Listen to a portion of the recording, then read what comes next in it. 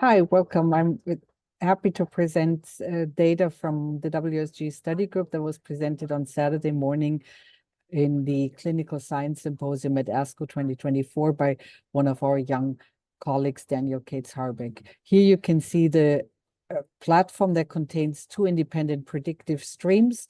The upper stream performs feature extraction from tissue patches using an AI technique known as self-supervised learning, and the lower stream looks at clinical factors, age, tumor size, tumor stage, and nodal status. And both streams are separately optimized for prognosis of distant metastasis, and the overall MMRI score is obtained by downstream fusion, but we can also evaluate the performance of the image-only component separately. We trained the model on samples of almost 8,000 patients from the WSG ADAPT and Plan B trial, and used 60% for training and 40% for validation using this technology.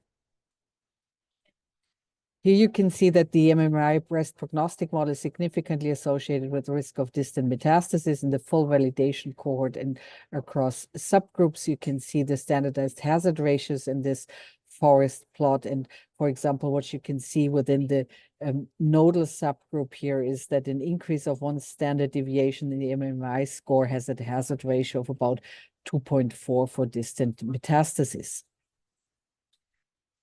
What we can also see here is these graphs to highlight the performance, where blue is the lower risk 2 quartiles and red is the higher risk quartiles. And you can see that in these clinically relevant subgroups of premenopausal or chemotherapy treated patients, the MMRI model actually identifies a large group of patients with a higher and also lower risk. About half of the patients here have a lower risk. So even within these clinical subgroups, the MMRI model helps us to do clinically relevant risk classification. So in summary, these preliminary results provide evidence that this technology can be applied in breast cancer to improve prognostic risk stratification and aiming for further personalized management.